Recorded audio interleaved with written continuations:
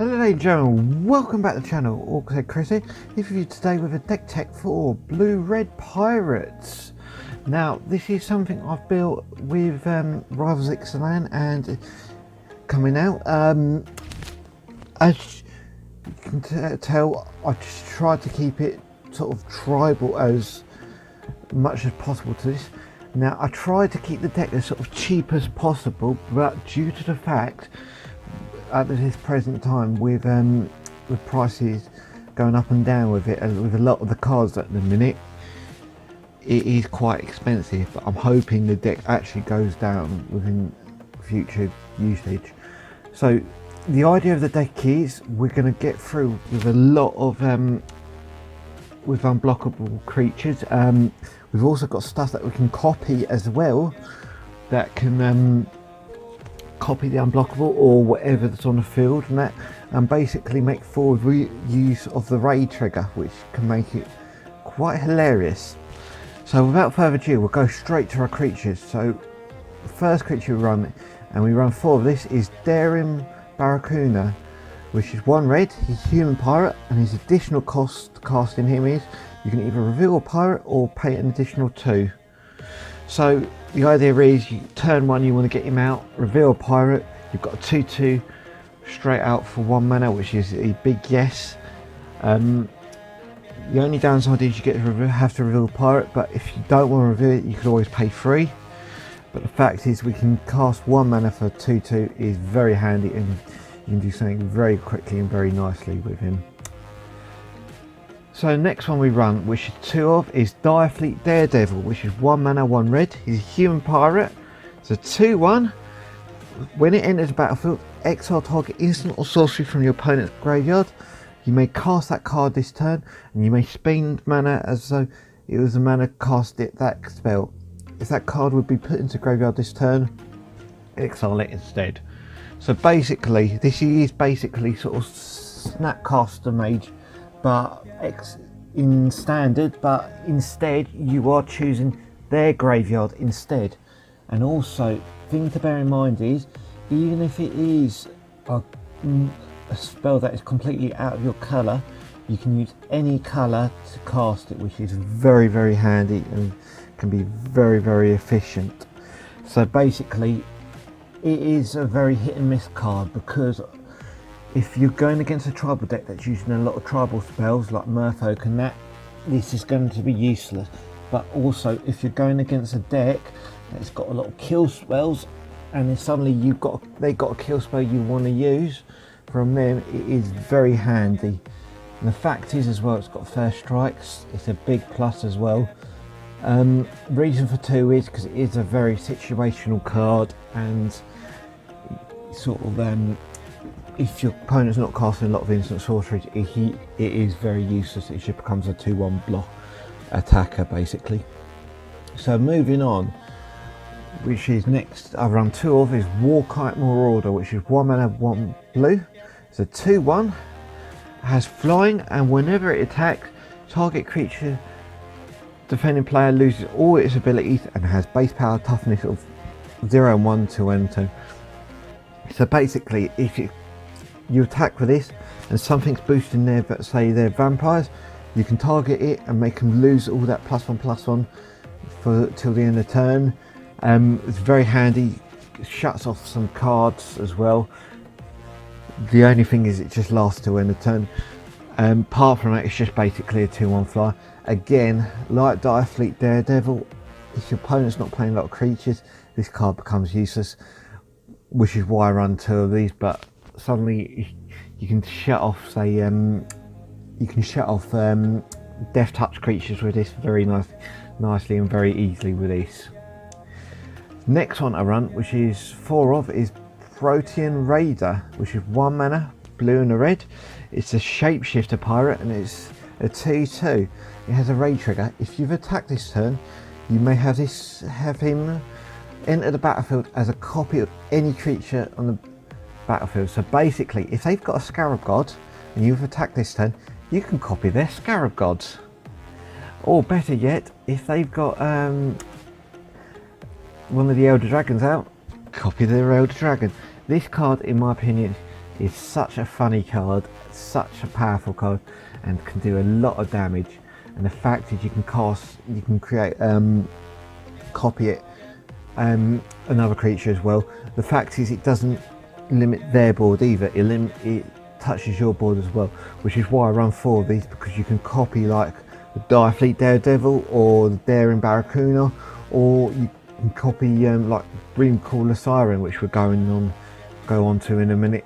In fact, it's the reason why I run 4 of these is you can do a lot of things with this creature, which makes it very nice and very, very useful for him. So the next one I run is Stormfleet Sprinter, which is 1 mana, 1 blue, 1 red. It's human pirate, 2/2, has haste, and it cannot be blocked.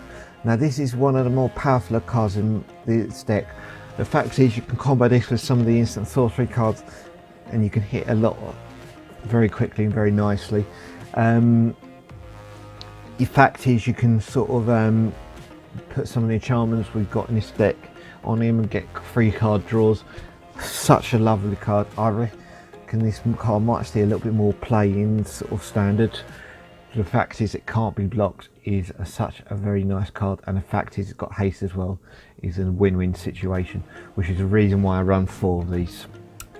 Next one I run is Dreamcaller Siren. I run 4 of these, and it's 2 mana, 2 blue. So Siren Pirate, and it has flash and flying.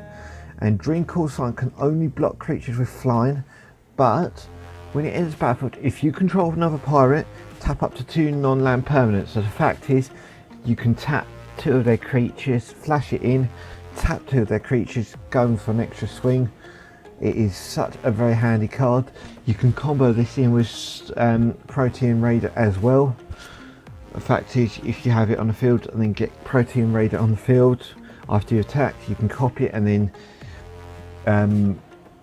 tap 2 of their creatures. Unfortunately, the flash bit doesn't count for it, which is a bit of a shame, but the fact is that it is a 3/3 flyer as well. You can swing over and do quite a lot of damage very nicely and very quickly. So that's it for the creatures. Now for the spells, I run firstly 2 of this. It is Dive Down, 1 blue. It's an instant. Target creature you control gets +0, +3 defense in case hexproof until end of turn. So the fact is, this is a good defense card. This is like Blossoming Defense but for blue, and the fact is, it gives +3 defense to you as well, which is very, very handy. Next one I run is 4 of Barracuda's Bravado, which is 1 mana, 1 red. It's an instant, and you get to choose one of the following options. Target creature gets 1/1/1, gains first strike until end of turn, but this is the one you want to do. Target pirate gets +1/1 and gains double strike to end of turn. So suddenly combo this in with Stormfleet Sprinter, you can hit for 4 damage, or with Dreamcaller Siren, hit for 6. It is such a good card for 2 mana, and the fact is, it's common as well.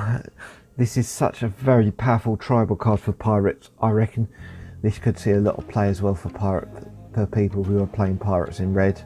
You can do a lot of damage with this very quickly, which is the main reason why I run 4 of them. So next, moving on, I run 4 of, and it's Charter Course, 1 mana, 1 blue. The sorcery, draw 2 cards and then discard a card unless you attack with a creature this turn. So the fact is, you're always on the offensive, so the fact is, you get to draw 2 cards for 2 mana. Win-win situation. The reason why I run 4 of these, because if you're drawing blanks, you can sort of replenish your hand very quickly and very nicely with it, which is the reason why I run 4 of them. Next one, moving on, is Admiral's Order, which is 1 mana, 2 blue. It's an instant, and it has a raid trigger of, if you've attacked with a creature this turn, you may pay 1 blue instead of, rather than pay this spell's mana cost, and it's counter target spell. The fact is, you attacked and it's a 1 mana counter spell is absolutely wrong in my opinion, and it is really handy. The fact is, we're going to be attacking each time with this.